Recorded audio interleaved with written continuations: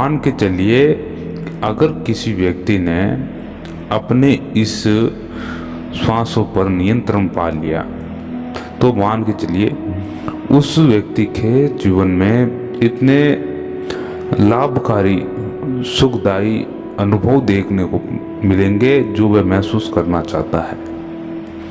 और अध्यात्म जगत में आपको अगर बहुत ही अच्छा सफ़र, बहुत ही अच्छा और यानी ऐसा अनुभव हो आपको कि हाँ कि कहीं ना कहीं परमात्मा आपके पास ही है, कहीं ना कहीं आपका सहयोग मिलता जा रहा है किसी ना किसी माध्यम से, तो आपको ये चीज़ अपनानी पड़ेगी।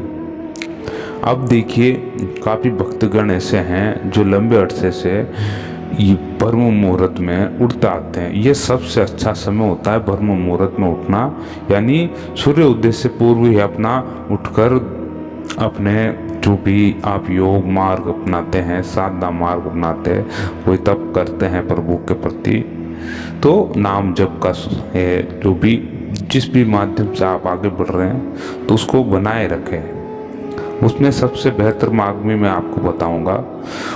अब देखिए इस ब्रह्म मुहूर्त में कोई भक्तगण अगर निरंतरता से लंबे अरसे से उठता आ रहा है तो एक उसका अनुभव ही बहुत ही अजीब गजब का होगा। क्यों?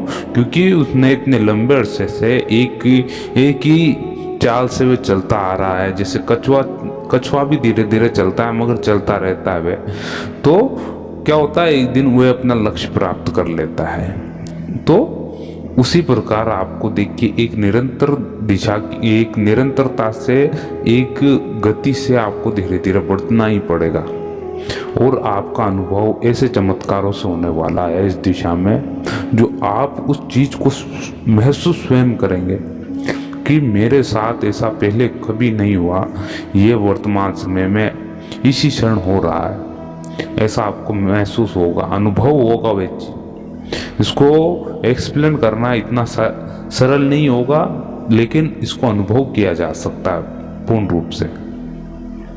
देखिए ये ब्रह्म मुहूर्त में ऐसा क्या छुपा होता है। देखिए अध्यात्म जगत में अगर कोई भी प्रभु दर्शन चाहता है या फिर उस प्रभु, वो जानता है कि परमात्मा की सृष्टि बनाई हुई है, संसार परमात्मा का है, हम उसी की कृपा से इस स्थान पर पहुंचे हैं और यहाँ पर हमको ये जन्म मिला है, वो भी मनुष्य रूपी।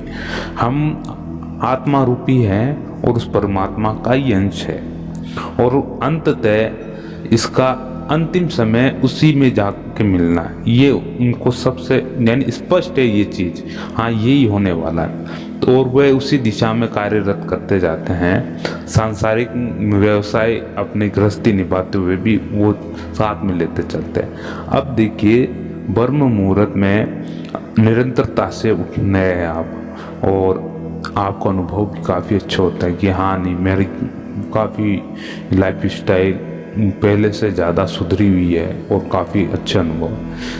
देखिए आप ब्रह्म मुहूर्त में उठें और स्वच्छ हो जाएं। स्वच्छ होने का मतलब आप समझे कि हाथ मुंह धो लें, सर वगैरह दातुन वगैरह करें और अगर पूर्ण रूप से स्वच्छ होते हैं तो स्नान कर ले। जैसे गर्मियों में आप स्नान कर सकते, 4 बजे भी कर सकते, उसमें कोई दिक्कत की बात नहीं। और भीतरी स्नान भी होना आवश्यक है, यानी मन की पवित्रता। अब देखिए आप बैठे गहरी लंबी सांसें ले, अपने श्वासों को सर्वप्रथम अपने नियंत्रण में ले आए। अपने नियंत्रण में ले आए कहने का तात्पर्य यह है कि आपको ऐसे तेजी से सांस नहीं आए, मीडियम बिल्कुल नॉर्मल सांस आए, बिल्कुल लंबी और गहरी सांसें भरनी है आपको शुरुआत, फिर बिल्कुल धीरे धीरे आप लेने लग जाए। इससे क्या होगा, आपको अपने श्वासों पर यानी कंट्रोल हो जाएगा। हाँ जितनी आप दिन के समय सांसें लेते हैं जल्दी जल्दी, जैसे उधड़ी हुई सांसें, वैसे नहीं, सुबह के समय आपको एकदम सरल धीमी गहरी सांसें खींचनी और बाहर छोड़नी, उसी चीज पर आपका ध्यान होना चाहिए। अब देखिए कि इन श्वासों पर देखिए एक परमात्मा ने एक ही इस मशीन में एक ही ये ऐसी मशीन फिट करी है शरीर में जो ये निरंतरता से चलती रहती है श्वास से। एक तरह से ये एक तरह से साइलेंसर हो गया एक तरह से, जिससे आप बाहर छोड़ रहे हैं इंजन, बाहर वायु छोड़ रहे हैं, अंदर जा रही है, बाहर वायु छोड़ रहा है। अब देखिए ये इसमें आपको क्या लगता है इसमें किस चीज़ की आवश्यकता होती है, किस ईंधन की आवश्यकता होती है? ईंधन में क्या लेना पड़ता है आपको? ईंधन के लिए अगर आप भूखे भी रहते हो तो भी ये मशीन चलती रहती है। अगर आप अन्न का त्याग कर दे तो फिर भी ये चलेगी। मगर ये वही व्यक्ति कर सकता है जो इसमें जिसने पारंगत प्राप्त कर लिया हो, पारंगत योगी हो गया हो, यानी बहुत ही लंबे समय से गुरु के आशीर्वाद से इस मार्ग पे है। आपको इस प्रकार की साधना नहीं करनी, आपको वैसी साधना करनी है जो आपसे हो सके। यानी आपको क्या करना है, आपको बैठना है और प्रभु को प्रणाम करते हुए, क्षमा याचना मांगते हुए, फिर आप अपने उस आसन में बैठ के प्रभु का नाम सुमरण करें, श्वासों पे ध्यान लगाए, नाम सुमरण करते हुए उस श्वासों में उस नाम को बोलने की कोशिश करें। ये श्वासों की माला कभी खत्म नहीं होती है, आप समझे इसको, यानी टूटती नहीं है, ये निरंतरता से चलती रहती है, निरंतरता से चलती रहती है। अनगिनत है ये, मगर निश्चित है ये मान के चलिए, क्योंकि प्रभु ने समय सीमा निश्चित देकर भेजी हर व्यक्ति को, समय सीमा बिल्कुल निश्चित देकर भेजी हर व्यक्ति को। आपको ही वे कार्य करना है प्रभु, यानी आपको ही निरंतरता से उस प्रभु का नाम सुमरण करना है, निरंतरता से उस प्रभु का सुमरण करना है। इन श्वासों पे ध्यान लगाना। आपको 2-3 योगा भी आपको करने हैं, जैसे कि बस ये अनुलोम विलोम, कपालभाति और भस्त्रिका, ये करें आप। इससे क्या होगा कि आपके अंदर की शुद्धि होगी, श्वासों की शुद्धि होगी, आपके श्वास लेने की जो गति है वो आपके नियंत्रण में आने लगी।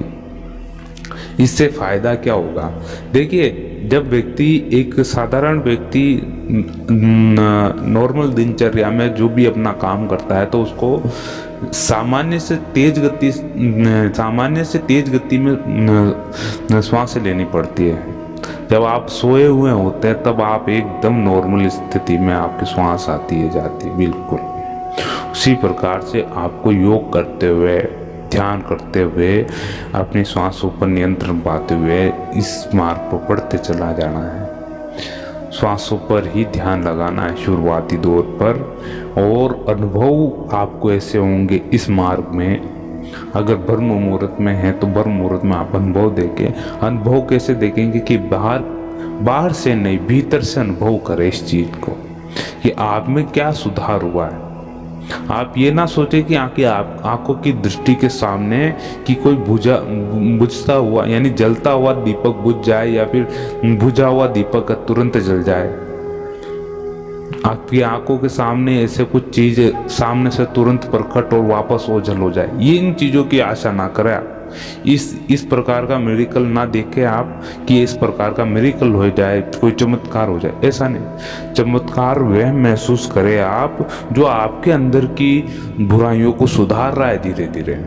वे परमात्मा आपके भीतर है, वे आपके पापों को निरंतरता से भीतर ही भीतर काटे जा रहा है, इस प्रकार खत्म करे जा रहा है। उस चीज का अनुभव करें कि आपके व्यवहार में सुधार आ रहा है धीरे धीरे, आपके विचारों में शुद्धि आ रही है, आपके सोचने का और इस संसार को देखने का पूरा नजरिया बदल चुका है।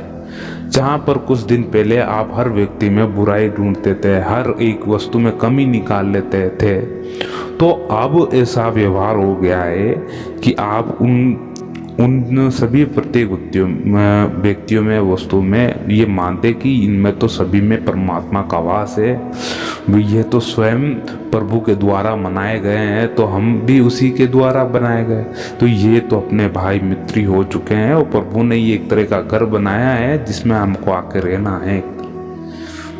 तो आप उसकी आलोचना नहीं करेंगे अगर ये आपको गहराई से समझ में आए तो। देखिए, ये चीज अर्थात श्वासों पे ध्यान लगाना है आपको, ये निरंतरता से करें। आपके विचारों में शुद्धि आएगी, आपका मानसिक स्तर भी सुधरेगा और आंतरिक चमत्कार देखने को मिलेगा। आज के लिए बस इतना ही। जब तक के लिए जय श्री राम। ओम नमो भगवते वासुदेवाय।